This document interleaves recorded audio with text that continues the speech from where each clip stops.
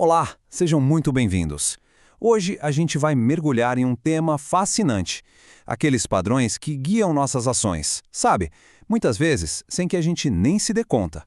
Com base em princípios da psicologia que já foram super testados, vamos tentar entender por que agimos de certas formas e, quem sabe, começar a decifrar esse nosso código interno.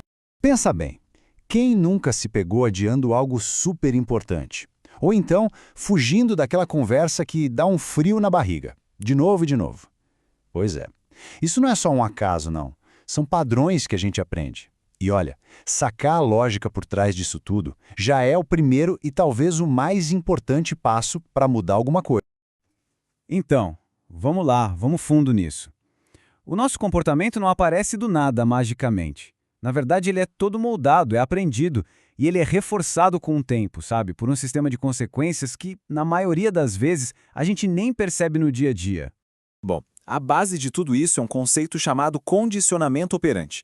Foi um cara chamado B.F. Skinner que estudou isso a fundo. E a ideia, no fim das contas, é bem simples.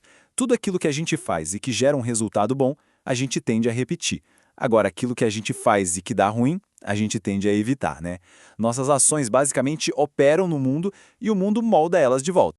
Ok, agora se liga nessa parte que é super interessante. A diferença entre reforço positivo e negativo. Reforço positivo é fácil, né? É quando a gente ganha algo bom, tipo um elogio, um prêmio. Mas o reforço negativo, e é aqui que muita gente se confunde, não é castigo. É quando algo ruim some. Pensa só no barulho chato do cinto de segurança do carro. O que a gente faz? Coloca o cinto para aquele barulho parar. Pronto. O comportamento de colocar o cinto foi reforçado porque ele removeu uma coisa ruim. Mas não é só sobre o que acontece do lado de fora, sabe? Não é só recompensa e castigo. Os nossos pensamentos, o jeito como a gente interpreta cada situação, isso tudo adiciona uma camada super poderosa nesse sistema. E é aí que moram umas verdadeiras armadilhas da mente. E aqui a gente entra num dos mecanismos mais fortes que existem, o tal do comportamento de fuga e esquiva. Funciona assim: quando a gente evita alguma coisa que dá ansiedade, o que acontece? Vem um alívio na hora, né? E esse alívio é tão bom que ele funciona como aquele reforço negativo que a gente falou. Ele premia a gente por ter fugido.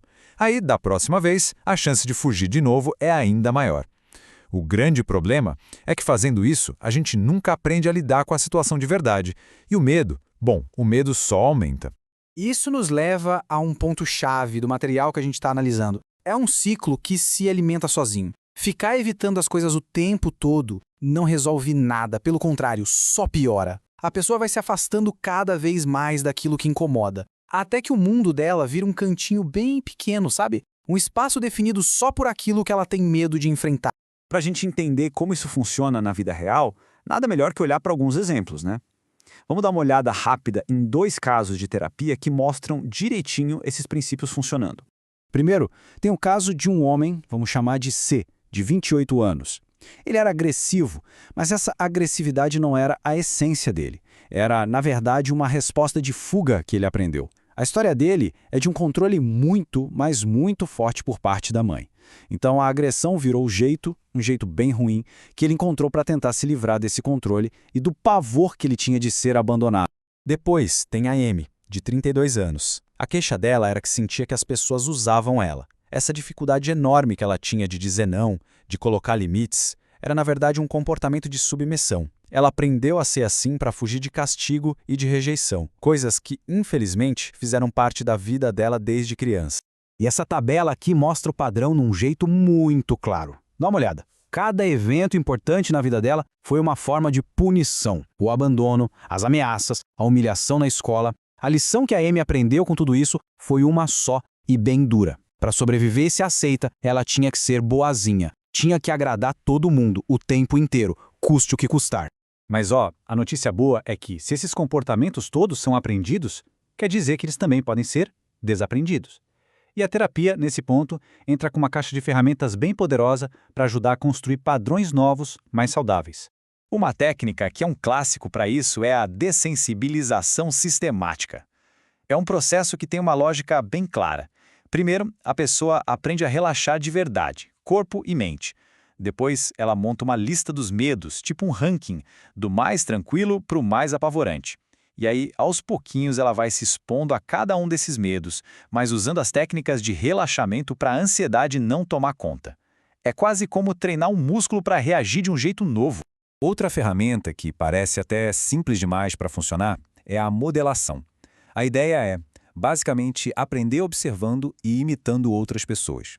Por exemplo, se alguém tem muita dificuldade para se organizar, às vezes o caminho mais curto é simplesmente ver como uma pessoa organizada faz e copiar. É exatamente o que aconteceu nesse exemplo aqui. Uma cliente que era super desorganizada aprendeu a planejar o dia dela de um jeito bem simples. O terapeuta mostrou a própria agenda para ela, mostrou como ele fazia. Às vezes um exemplo prático assim vale muito mais que um monte de explicação, né? Claro, existem também técnicas mais intensas, digamos assim, como a inundação, que é quando a pessoa se expõe de uma vez com tudo àquilo que ela mais teme, para a resposta de medo simplesmente se esgotar. Mas olha, é super importante dizer, isso é para casos muito específicos, tipo toque ou fobias graves, e sempre com a ajuda de um profissional. E para aqueles hábitos que a gente não quer, tipo roer unha, tiques ou até tricotilomania, que é arrancar o próprio cabelo, existe uma técnica chamada reversão de hábito que é muito boa. Basicamente, ela treina a pessoa a perceber quando o hábito vai começar e a fazer outra coisa no lugar. Uma coisa que seja impossível de fazer junto com o hábito. Tipo, ao invés de levar a mão ao cabelo, a pessoa aprende a fechar o punho com força. Bom, e o que a gente tira disso tudo, afinal? A mensagem principal aqui não é nem sobre terapia, sabe? É sobre a gente ter o poder de agir, sobre a capacidade que todo mundo tem de entender e começar a reescrever o próprio roteiro, o próprio código de comportamento.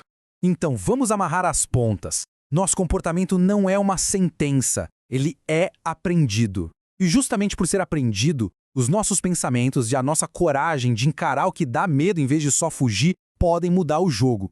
A grande sacada é essa. Nunca é tarde para aprender um jeito novo de funcionar, porque mudar lá no fundo é só isso, um processo de aprender de novo.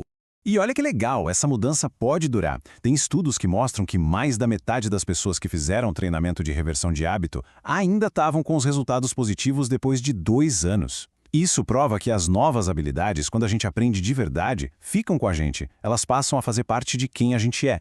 E com isso, a gente chega na nossa reflexão final. A ideia aqui não é uma mudança radical da noite para o dia, sabe? A proposta é bem mais simples.